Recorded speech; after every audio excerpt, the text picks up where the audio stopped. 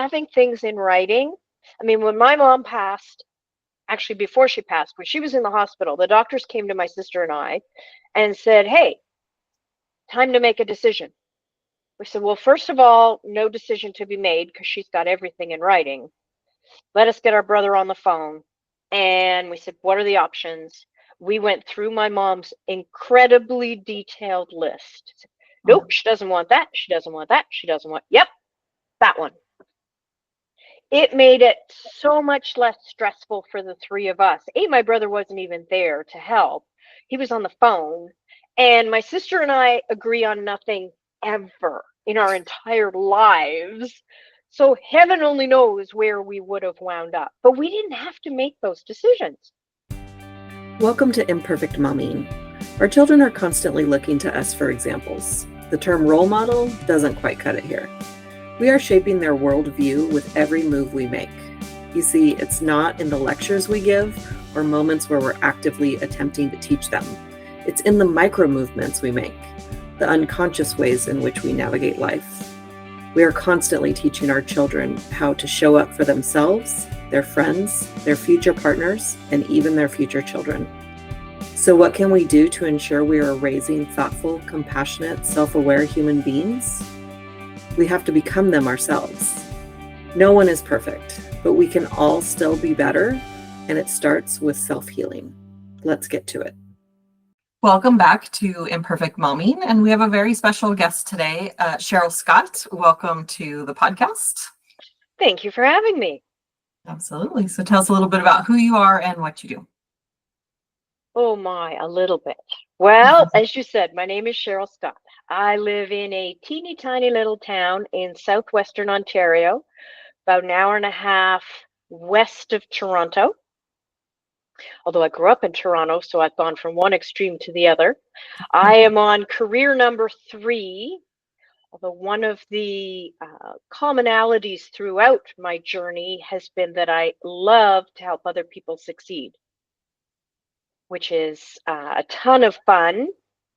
And I've gone from a career in advertising to career coaching. And now I'm with an organization called LegalShield, where I get to protect and empower families, individuals, and small businesses. And I do that with affordable legal services and identity theft protection. And yeah, I can imagine what you're thinking. Legal and affordable don't belong in the same sentence. Right. But thankfully, our company is changing all of that, because I am a big, big believer that proof that if you use legal services proactively, you can save so much time, energy, stress, and yes, money.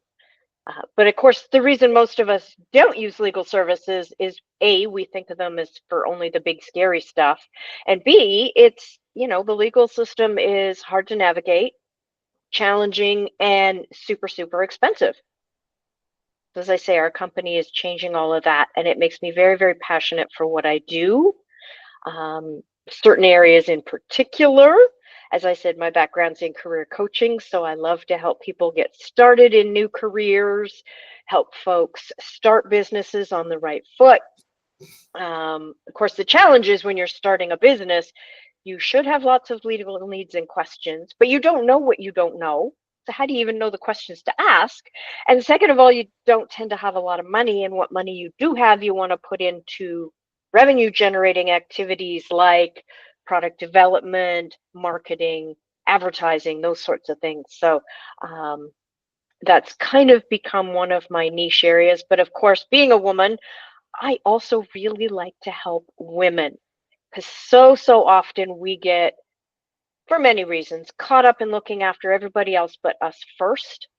We don't necessarily know our rights. We hope that things are going to go according to plan, and then when they don't, we don't necessarily know where to turn or have those experts. And I mean, my mantra throughout, especially as a career coach, has always been, do what you do best, rely on pros for the rest. But how do you find those pros? Because there is good, bad, and ugly in every industry, as you know. And so how are you supposed to figure it out? And then if you can't afford them, then what? So there's a whole lot of mishmash in there. Some of it about me, but hopefully my passion for helping others comes through, because that's probably the number one thing that folks need to know. Absolutely. I actually have heard of LegalShield through a couple of different friends. I have a client that was using it, and a coach that is a friend of mine that uses it as well. And you never know when you're going to, want legal advice, and you definitely never know when you're going to need legal advice. And my coach friend had her car towed unexpectedly, and I believe LegalShield helped. Not only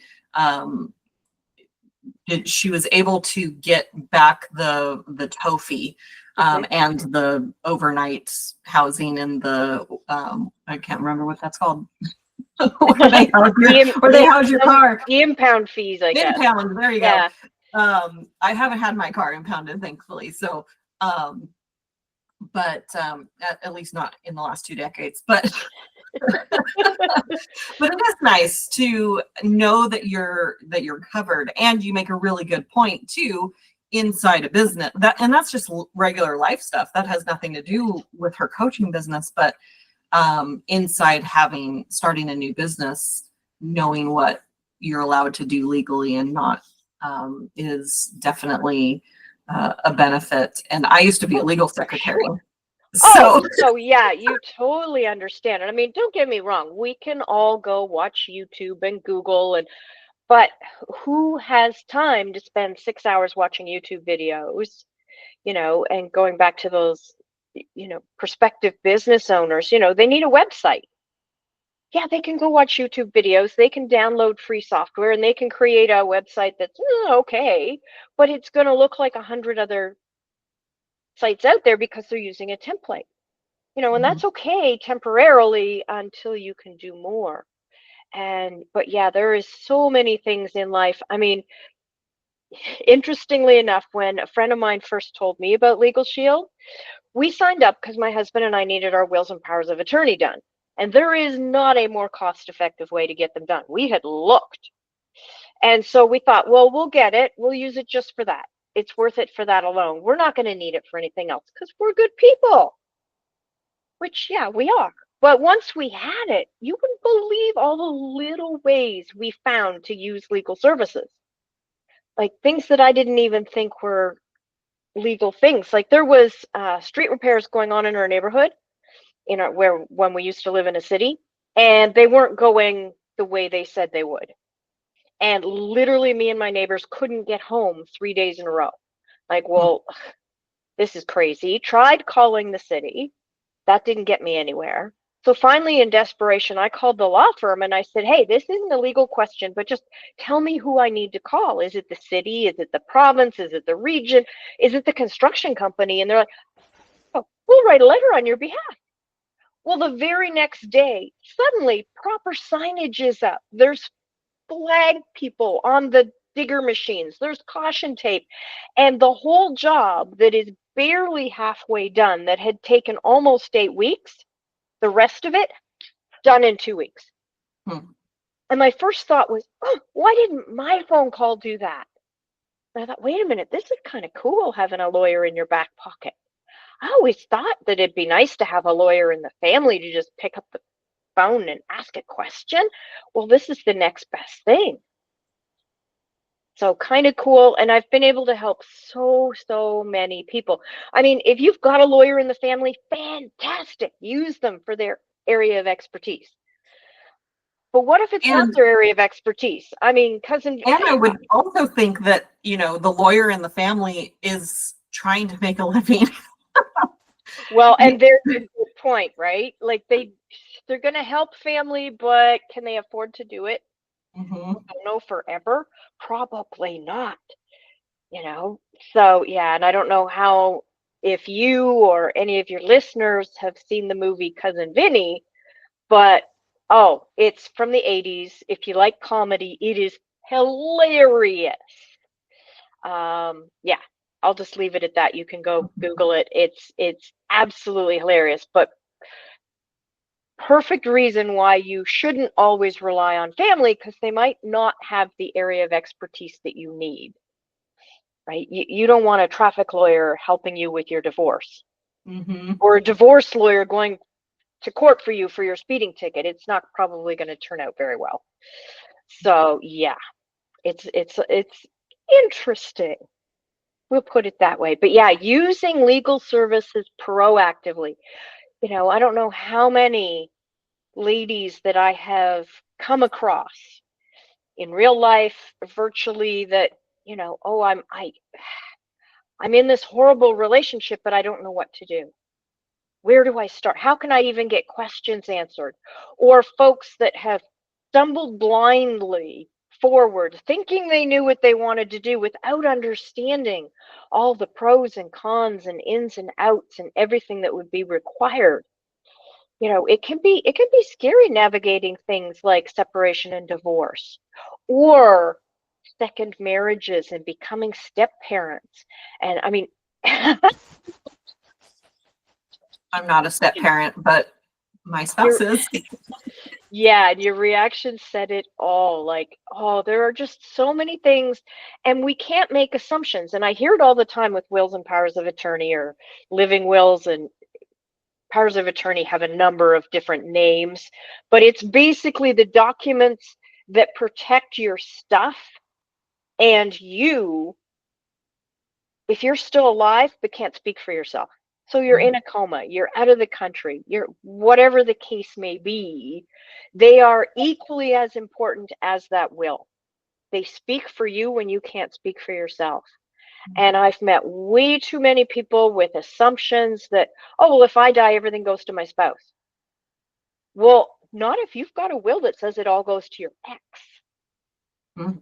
And I actually knew somebody that was the case, and she actually wanted it to go to her ex. Well, had that landed in court, if she didn't have that in writing, what judge would have guessed at that? Like, not likely. I know other people that want to leave nothing to their family. And that's fine. You can leave everything you own to a herd of cats if you wish, or a charity, but you better set it up right, and you better as heck put it in writing. I mean, we've had I guess it's just an age thing, but this has been the year of way too many funerals. And death and money bring out personalities in people that we never knew existed. And it'll sometimes bring out relatives we didn't know existed, but that's a whole other matter. But yeah, having things in writing. I mean, when my mom passed, actually before she passed, when she was in the hospital, the doctors came to my sister and I and said, hey, time to make a decision. We said, well, first of all, no decision to be made because she's got everything in writing. Let us get our brother on the phone. And we said, what are the options? We went through my mom's incredibly detailed list. Nope, she doesn't want that. She doesn't want that. She doesn't want, yep, that one. It made it so much less stressful for the three of us. My brother wasn't even there to help. He was on the phone. And my sister and I agree on nothing ever in our entire lives. So heaven only knows where we would have wound up. But we didn't have to make those decisions. Very, very thankfully. Like that alone was worth its weight in gold. Now, my mom was incredibly organized, thankfully, a little OCD, you might say, and it paid off. In the same breath, I knew several other people this year that did not have their things in order. And in one case, she wasn't even a divorced mom. She was a separated mom of three girls who were in their older teens. They were all in university, of an age where they could look after themselves. And, I'm thinking, well, they'll just stay in the house because they're old enough. And, this is sad, but they'll be fine. Until I found out she didn't have a will and she was not legally divorced. Suddenly the ex swoops in and starts making all these decisions for these girls. Like, it was definitely not what she would have wanted.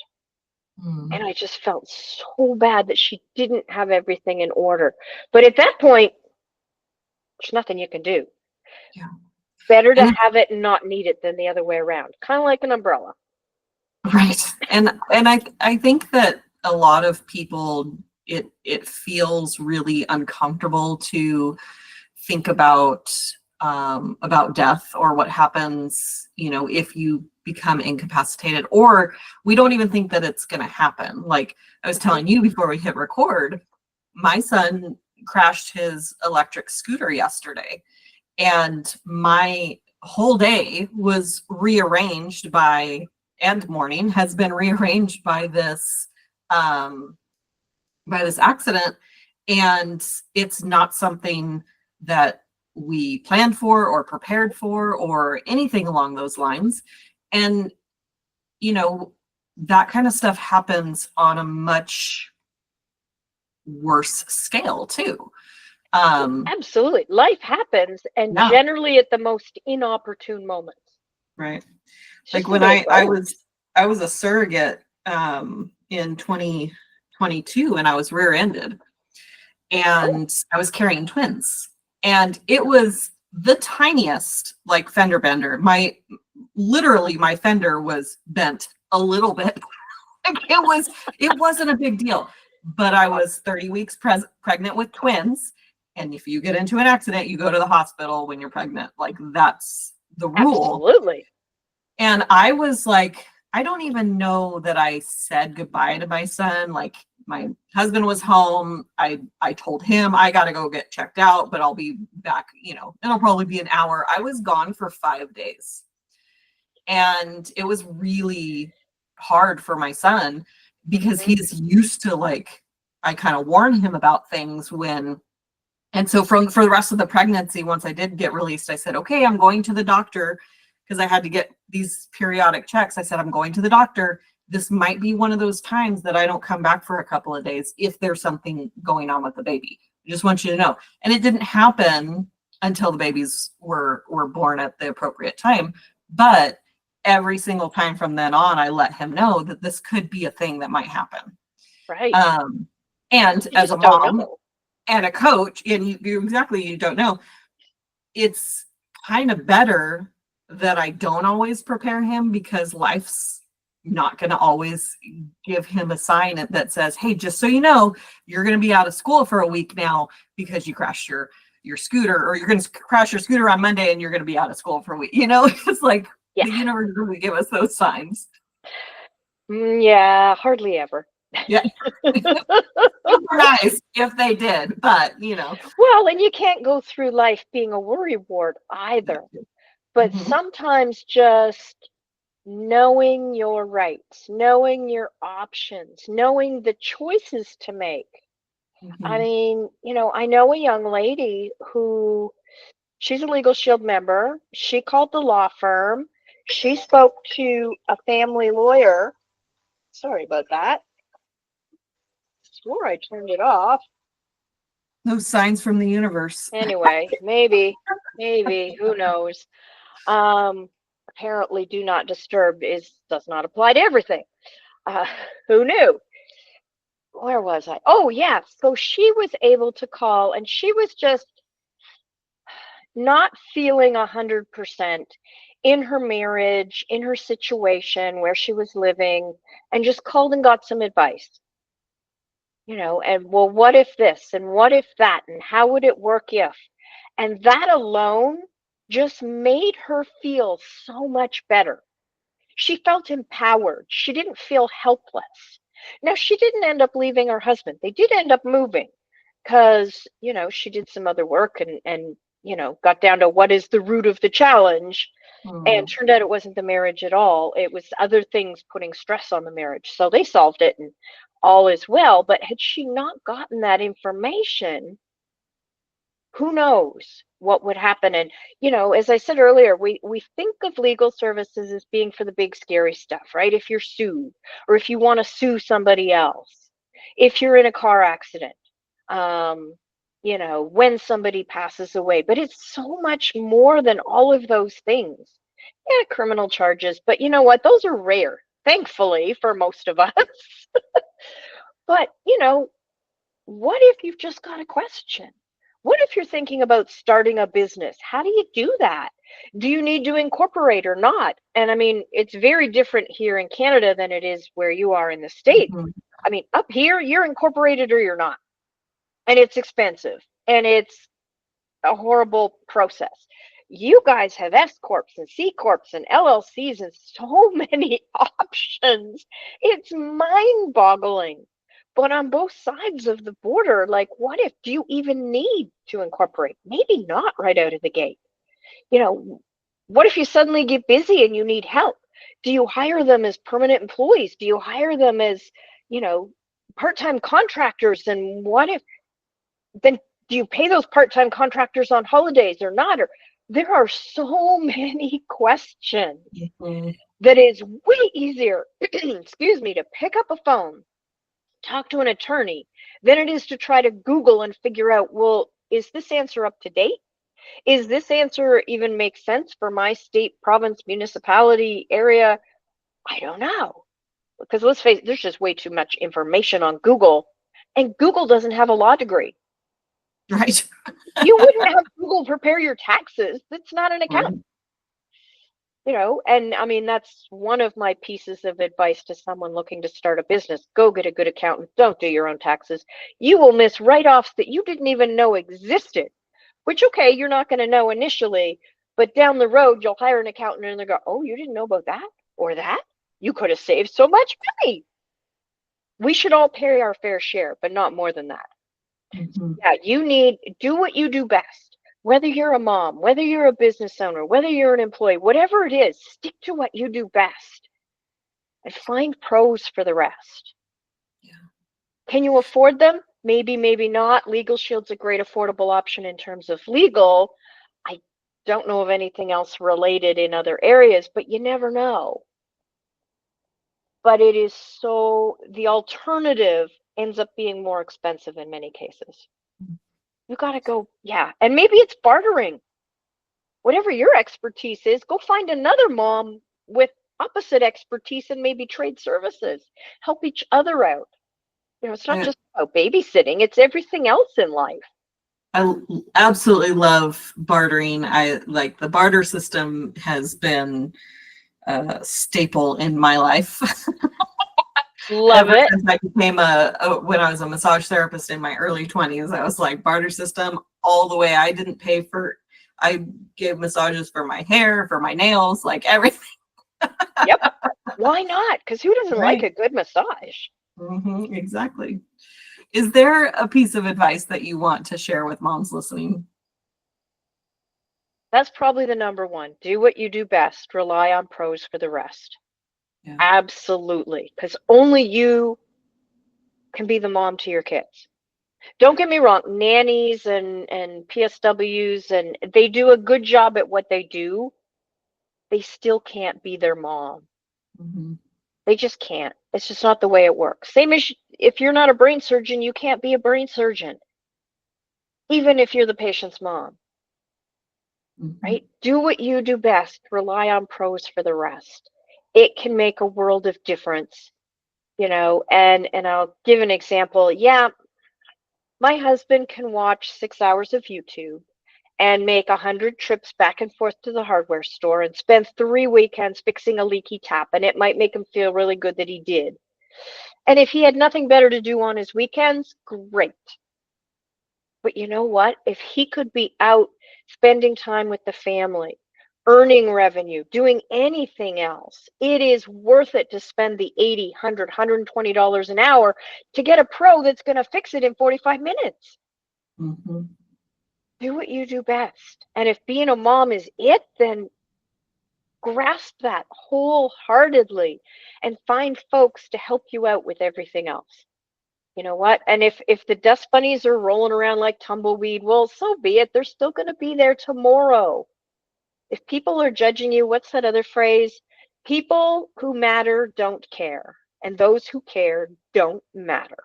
Mm. Very good. I like that too. Is there a book that's been instrumental in your personal development journey? Having watched many of your talks, I suspected you were going to ask that question. There's been so many, but three in particular. The first one to really affect me was Simon Sinek's Start With Why. Mm. It got me out of a funk when I was stuck in a career. Now, don't get me wrong, I loved what I did. I just wasn't loving where I was doing it. I was a career coach and I loved helping people figure out what to do with their lives and give them the tools and resources they needed to really get off to a good start. The challenge was I was working for a government agency and spending way too much time doing paperwork and not enough time helping people. Mm. So when I took a look at my why, which really came down to helping other people succeed, it's like, okay, well, I need to make some changes because I'm not feeling fulfilled. And if I'm not fulfilled, I can't necessarily help people to the best of my ability. So that was the first one. The second one was Dean Graziosi's Millionaire Success Habits. And it wasn't even the whole book, but something in the book. And it talked about, all our lives. It's both, we all have strengths and weaknesses, and you got to work on your weaknesses because you want to become well-rounded. And in theory, that makes total sense. But he said something different. He said, focus on your strengths and the wins from that, and the weaknesses will naturally get better. And when I embraced that, it made a huge difference in my life and my career. And that was just about when I was starting my network marketing journey with LegalShield. And wow, what a difference. And then lastly is a book I'm reading right now, actually. It is The Let Them Theory by Mel Robbins. And where am I? I'm roughly halfway, barely. And it's already made a huge difference. I have spent way too much time worrying about what other people think. And let's be honest, they're too busy to even be thinking about me. And, it talks about relationships and families. And I wished I'd read this book a year ago before all the funerals and family dramas. But hey, better late than never. Mm-hmm. So those are the three. Divine timing. Yeah, those are the three that have made a huge difference for me. Hopefully, maybe it'll make a difference for somebody else, one or all of them. Who knows? Yeah. Well, I appreciate the 3 books. And the Let Them kind of came up today. I have the book. I haven't started reading it yet, but we spent 20 minutes in the office at school just trying to discuss different options for my son going to school, and his backpack weighs just about as much as he does. It's extremely heavy. And they don't have lockers anymore. I think that, yeah, they don't have lockers because I think there was a lot of drug deals going on, not specifically at his school, but in general. And so they don't have lockers. And so he has to carry everything to every single class. And half of his body is scratched from pavement. And I just kind of sat with him in silence for a little while because I was trying to process, like, what do we need to do? Mm-hmm. And he said, Mom, they're going to make fun of me for being the one-armed kid. Like, because I can only use one side of my body. And I was like, okay, so we're at the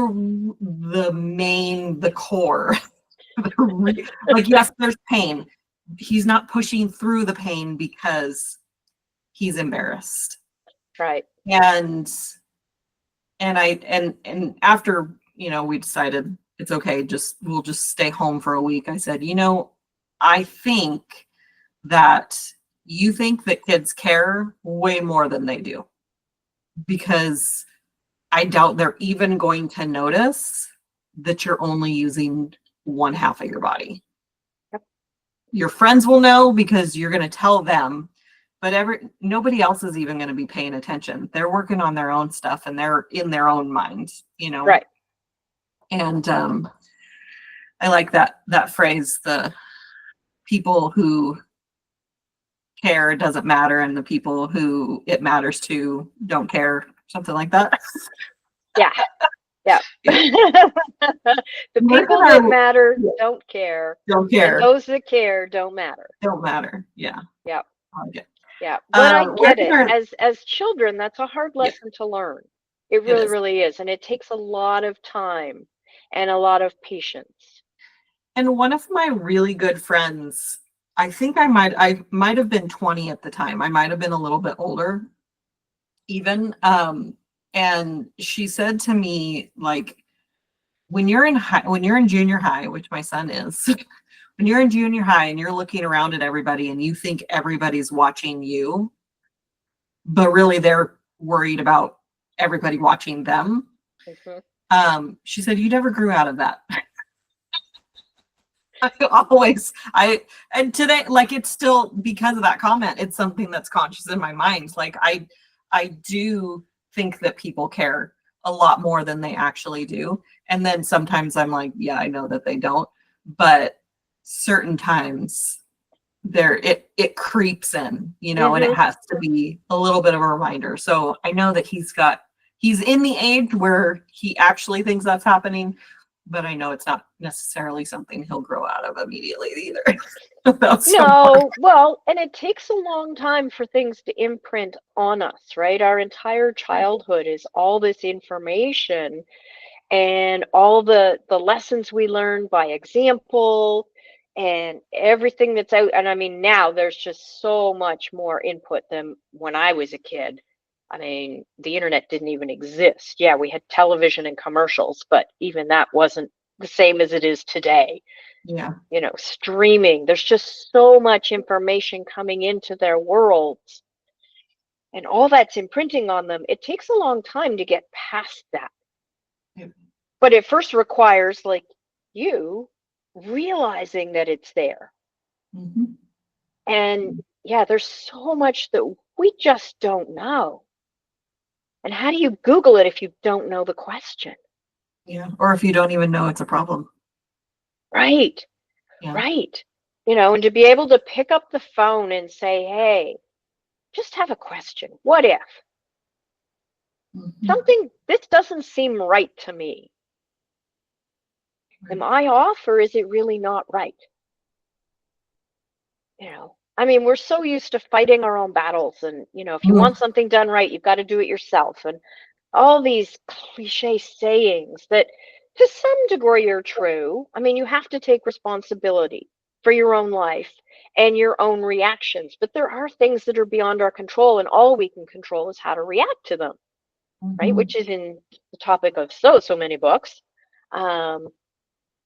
But yeah, like, it takes a long time to get past all that imprinting and what your parents taught you over and over and over again. And maybe it was right when they were kids. Maybe it still is. Maybe it's not quite right. Maybe it's not right for everybody. Who knows? And the final thing that I'll say on this topic is, like, we just learned that it is okay to go to sleep when you have a concussion. Do you remember hearing that as a kid? Like, you get a concussion, don't fall asleep because you'll slip into a coma. Yeah. And while we were on the way to the hospital, my husband was like, I think that that's actually a myth. They've discovered that that's not true. Right. And I Googled it and I was like, I feel like my whole life is a lie. Like, we grew up knowing that was true. Starve a fever, feed a cold, keep them talking when they're out cold. I mean, I will remember that forever, but it's not correct. Right. And we used to billet hockey players, so we've dealt with more than our fair share of concussions of varying degrees.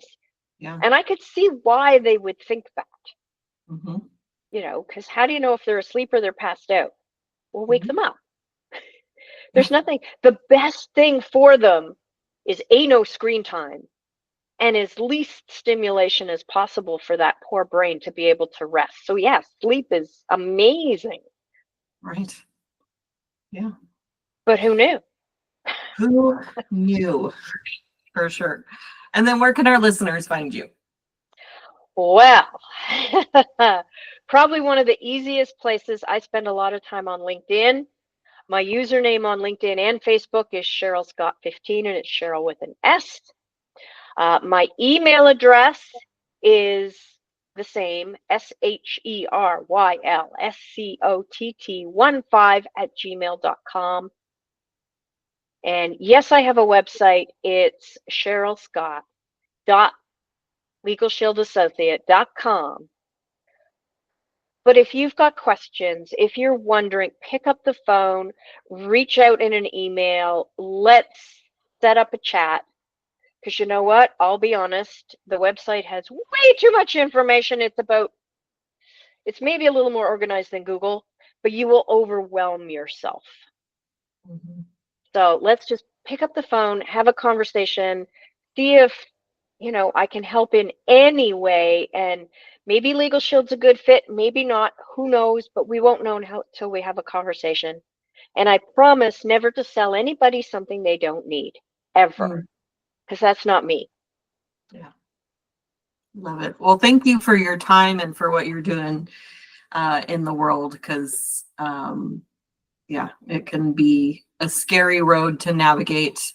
And just like parenthood, stay off of Google and just talk to somebody who actually knows. Yes, Google does not have a law degree, a medical degree, or an accounting license. Yeah. No, you will drive yourself stir crazy. I hope that your son's recovery is relatively pain-free and quick, and that may this be the worst of his injuries ever. Thank you. From your lips to God's ears. And thank you next so week, much. Absolutely. Thank you for being here. And next week, we'll have another episode of Imperfect Momming for you all. And until we meet again, keep healing. Bye, guys. Thank you for tuning in to Imperfect Momming. It's time for us to step up and realize that our power is not in trying to shape our children. Our power lies in shaping ourselves into the people we want our children to model themselves after. Don't just do it for your kids. Do it for yourself.